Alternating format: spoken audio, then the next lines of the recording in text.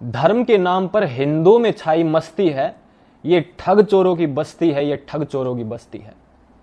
हर घर में बच्चा अपने माता पिता से बिना पूछे कई बार सेब, संतरा, केला, फ्रिज से चॉकलेट और मिठाई ले लेता है। जब वो बच्चा बड़ा हो जाएगा तो क्या उनके माता पिता उन बच्चों को सेब चोर, संतरा चोर, केला चोर, अनार चोर, मिठाई चोर, चॉकलेट चोर बोलते हैं कभी? श्री कृष्ण जी लगभग 5400 वर्ष पूर्व हुए हैं, आज भी उनको माखन चोर बोल रहे। शर्म तो आती नहीं ना?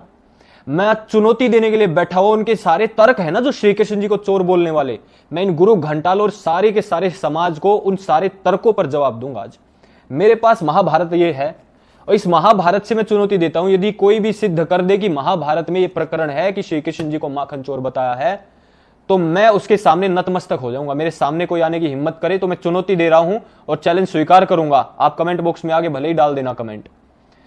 मित्रों, ये जो कहानी है बेसिकली ये कुछ पुराणों में इधर उधर से उठा के डाल दी गई है और उनको भी यदि ठीक माने तो भी मैं आज तर्क दूंगा कि कहानी से भी सिद्ध नहीं हो पाएगा पुराणों की कि वो माखन चोर ही थे। इनका जो पहला तर्क है ना माखन चोर बोलने वालों का, वो तर्क ये है कि श्री कृष्ण जी अपने घर से ही नहीं अपने आसपास के घरों से भी मटकी तोड़ फोड़ के माखन निकाल लिया करते थे। ये इनका पहला तर्क है। ये तर्क वो लोग दे सकते हैं जिनको गांव की सभ्यता, संस्कृति और परंपराओं का कोई अता पता नहीं है। केवल उन लोगों का तर्क है ये। कैसे? समझो इस बात को। देखो, महाभारत के समय पर परिवार होते थे संयुक्त और एक एक परिवार में 100-100, 150-150 लोग होते थे। आज भी गांव में जाकर देख लो, 50-100 लोगों के तो कई परिवार गांव में मिल जाएंगे आपको। उन्हीं के आसपास जो भी घर थे वो उनके ही चाचा, ताऊ, भाई जितने भी सब वो एक ही परिवार के लोग हुआ करते थे।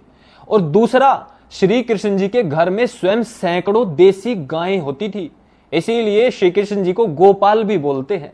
आप भी बोलते होगे गोपाल। तो जिसके स्वयं के घर में सैकड़ों गायें हो वो माखन चुराएगा? अरे वो हजारों लोगों को प्रतिदिन घी खिला सकते थे, माखन खिला सकते थे, ऐसी हैसियत थी श्री कृष्ण जी की, उनके परिवार की। अरे हमारे घर में 3-4 गायें होती थी, हमारी माता ने भी कभी हमें माखन खाने से नहीं रोका, प्रसन्न और होती थी जब जब हम माखन खाते थे। तो आप श्री कृष्ण जी की बात कर रहे हो, माता यशोदा को अपमानित कर रहे हो। दूसरा पॉइंट जो आप देते हो कि श्री कृष्ण जी तो बालक थे, माखन खा लेते थे, इसलिए हम तो प्यार से माखन चोर बोलते हैं उसको। अपने घरों के बालकों को प्यार से चोर बोल के देखो, बाद में श्री कृष्ण जी पे चर्चा करना। पहला तो मैं ये कहना चाह रहा हूं और दूसरी बात ये कहना चाह रहा हूं, आज भी सनातनी यदि कोई है, हिंदू कोई है, अपने बच्चों को 2-3 वर्ष का होते ही शिक्षा देनी शुरू कर देता कि बेटा चोरी करना बुरी बात है, भगवान नाराज हो जाते हैं। देते कि नहीं देते हैं आप कमेंट बॉक्स में बता देना मुझे। लेकिन आप श्री कृष्ण जी को माखन चोर बोल रहे हो, मतलब आप तो महान शिक्षा दे रहे हो और श्री कृष्ण जी की माता और वो सब उसको शिक्षा नहीं देती थी, है ना? तो आप भी अपने बच्चों को कहना शुरू कर दो कि बेटा चोरी अच्छी बात है, खूब चोरी करो, जहां जो मिले खाने पीने का सब इधर उधर के घरों में जाओ, खा लिया करो बिना पूछे। अपने बालकों को भी चोर बना दो, फिर तब तो हम माने कि हाँ भाई तुम अपने बालकों को भी चोरी की शिक्षा दे रहे हो, श्री कृष्ण को भी चोर बोल रहे हो।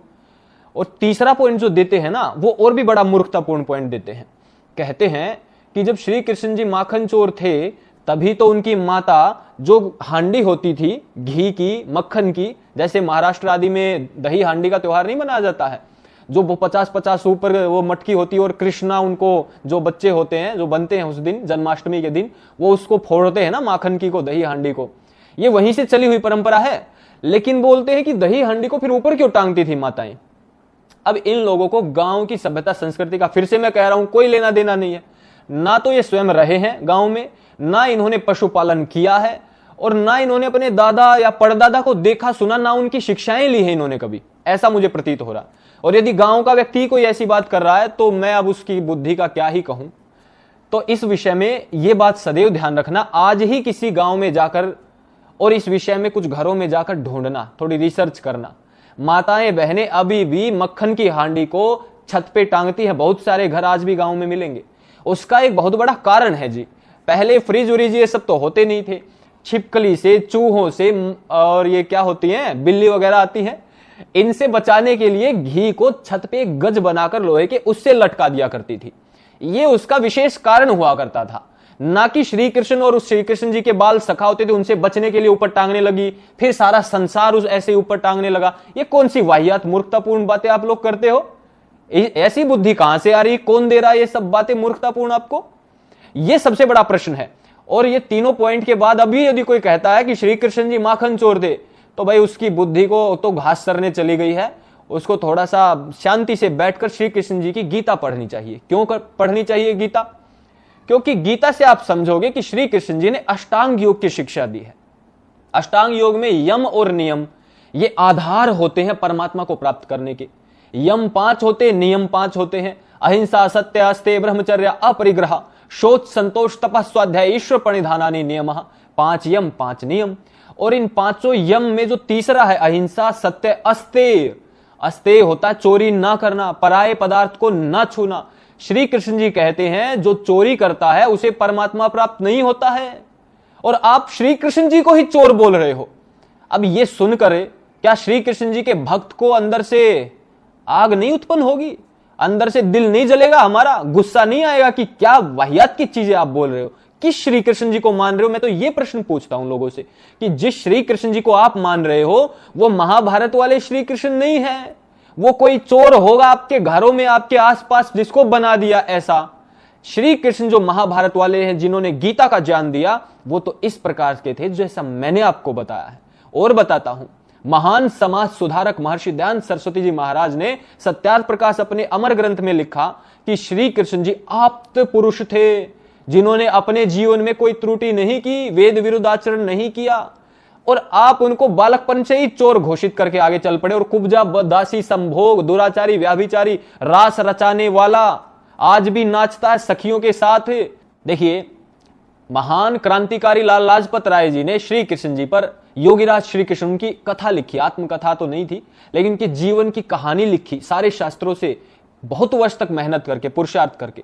और तब उन्होंने लिखा कि श्री कृष्ण जी में ऐसा एक भी दोष नहीं था जो दोष आज ये स्वार्थी दुराचारी जो महिलाओं बहनों की अस्मिता तक लूट लेते हैं, ऐसे केवल वो पहन लेते हैं ना भगवा वस्त्र, आप लोग मान ले तो बड़ा वो महाराज होगा, ये तो बाबा होगा, ये तो ज्ञानी होगा। ऐसा कुछ नहीं है। आजकल मर्डर करने वाले भी हरिद्वार घूम रहे भगवा पहने। ये तो हमें अपने धर्म को जानना है ताकि हमारे साधु सन्यासी भी स्वच्छ हो, और जो अच्छे साधु सन्यासी उनका सम्मान हो सके। इसीलिए मैं ये वीडियो बनाता हूं। इन बुरे लोगों ने सबको एक जैसा बना के रख दिया समाज के सामने।